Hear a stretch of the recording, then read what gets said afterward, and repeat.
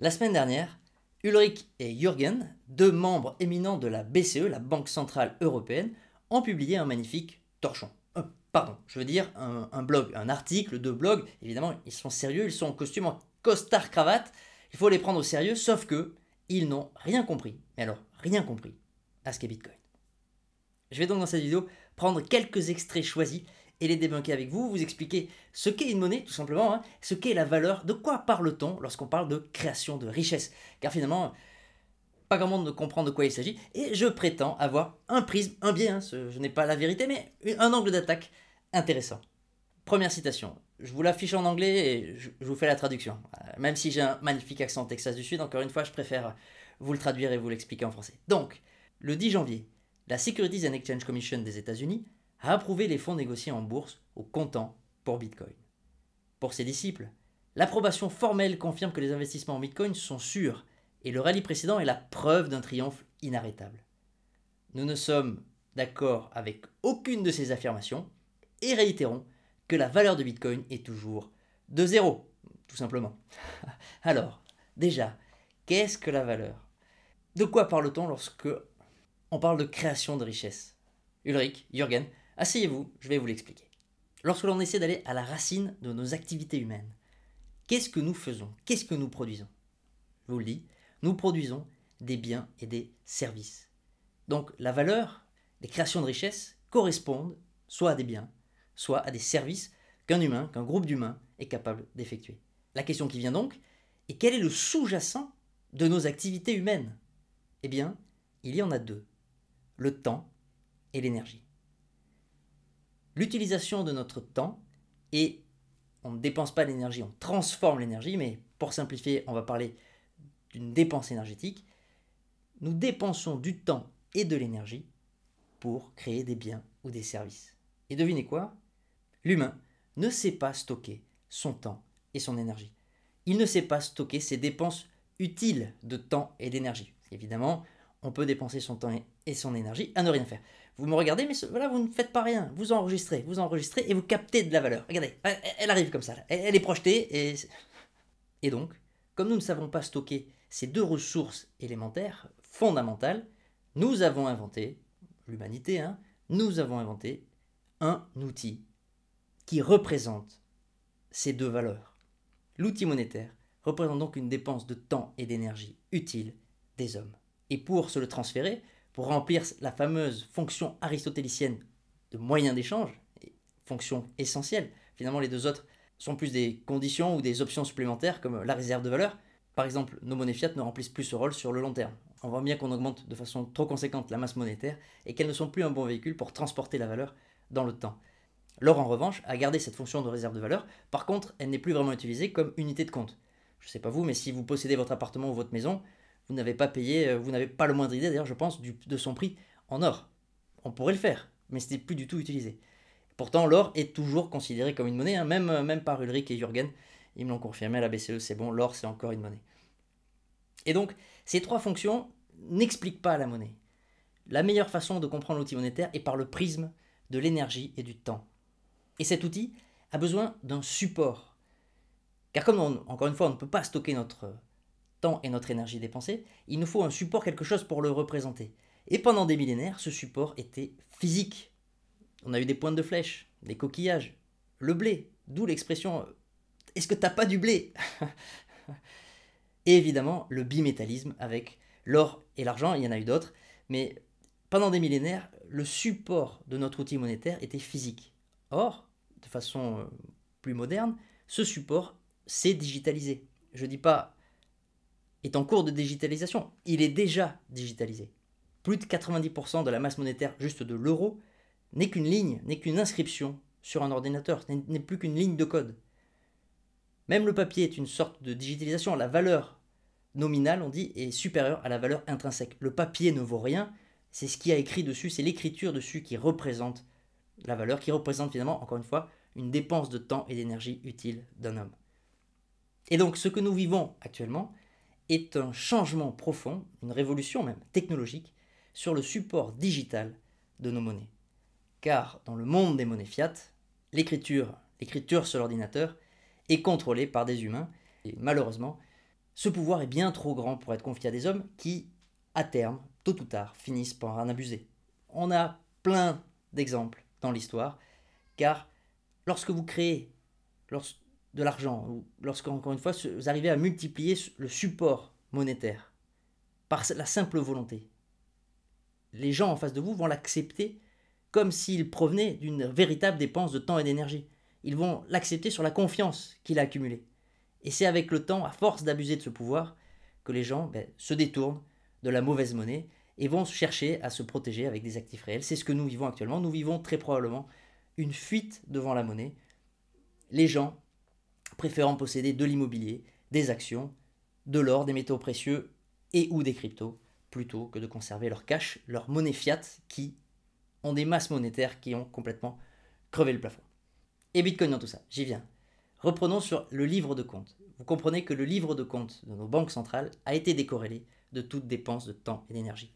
Il leur suffit, ils le décident en groupe, mais il leur suffit quand même, par simple volonté, d'écrire dans ce livre de compte pour augmenter la masse monétaire. Ils augmentent leur bilan. Ils créent de la monnaie, encore une fois, de façon digitale, juste sur un ordinateur. J'insiste sur le fait que je parle bien là des banques centrales, car les banques commerciales ont une création monétaire, mais qui est différente, qui repose sur une promesse. Elles créent l'argent lorsqu'elles contractent un prêt, et donc cet argent créé représente une dépense de temps et d'énergie du futur. Je développerai dans une autre vidéo.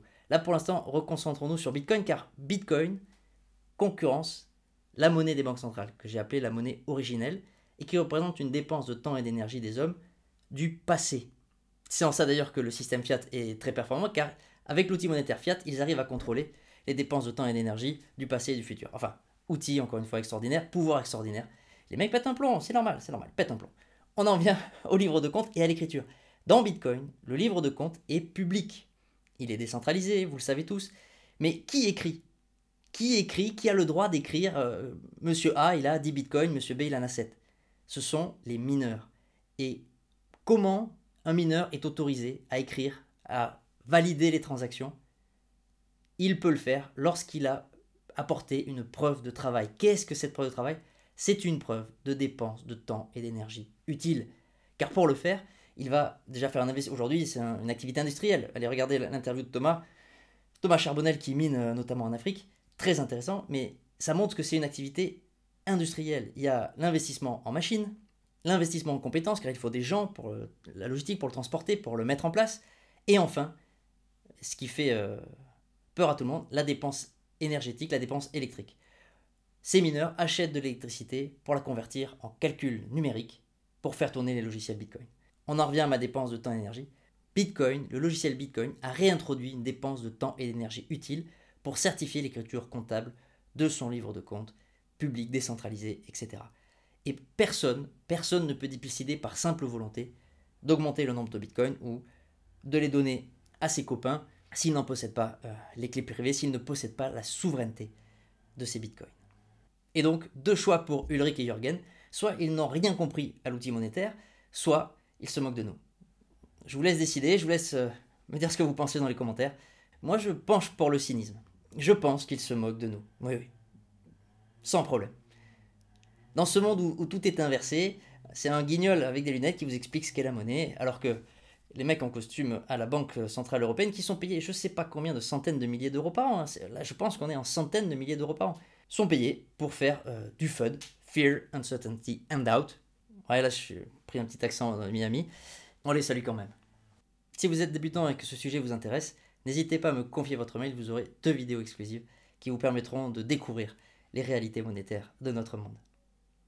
Deuxième extrait choisi dans ce magnifique article, la monnaie du crime, financer le mal. Rien que ça. Pour le plaisir, je vous traduis aussi le petit paragraphe en dessous.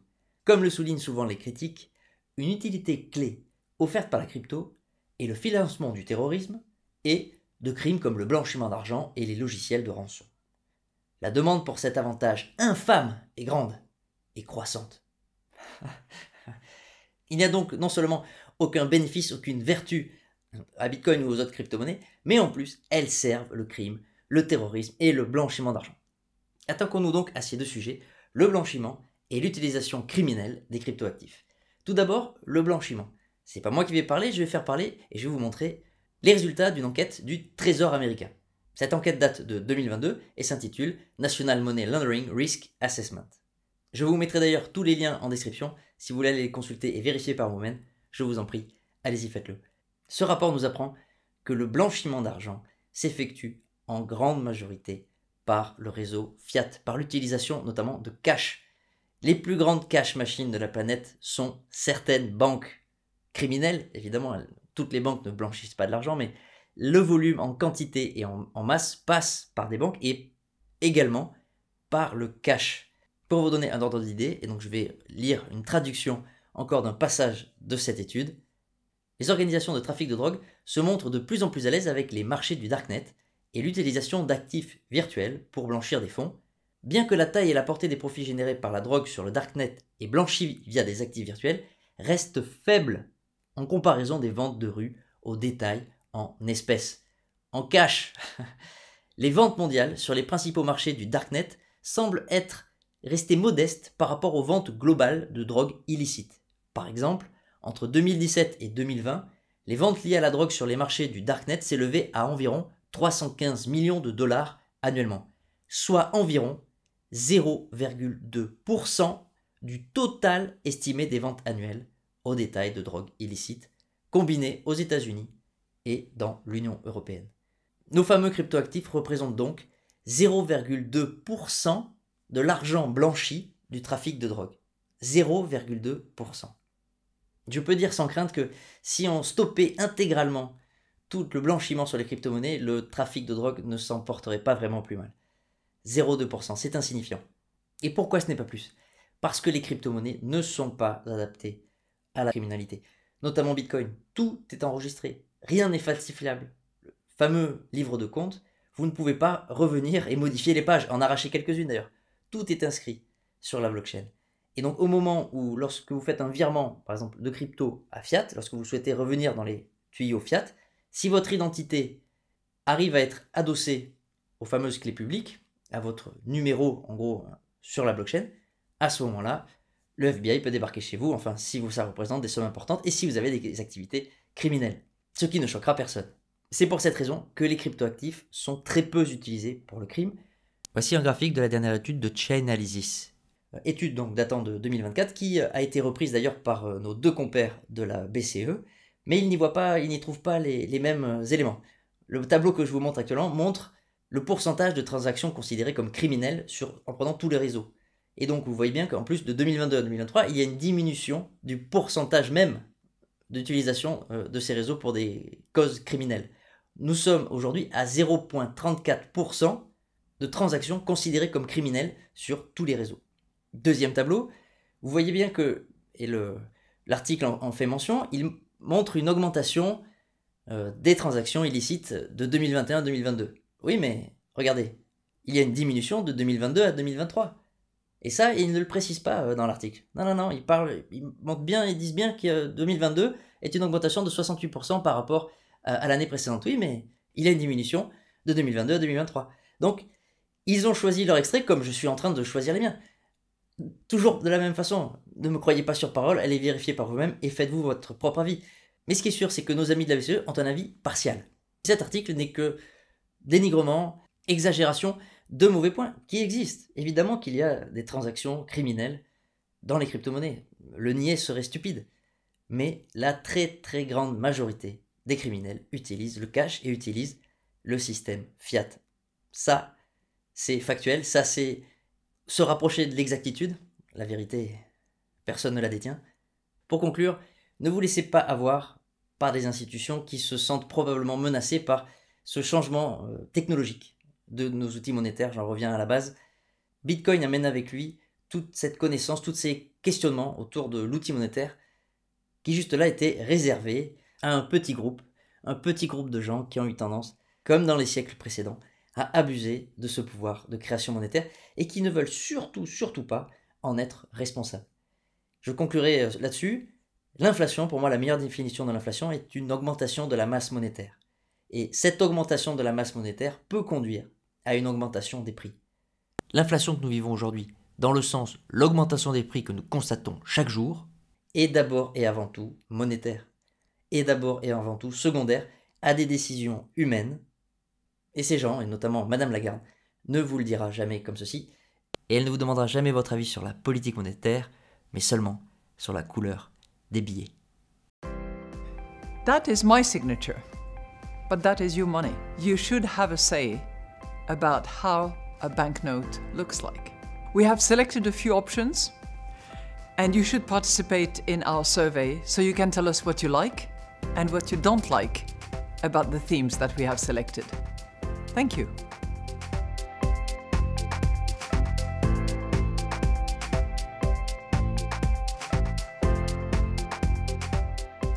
Claquez le pouce, abonnez-vous, prenez soin de vous, et à très vite.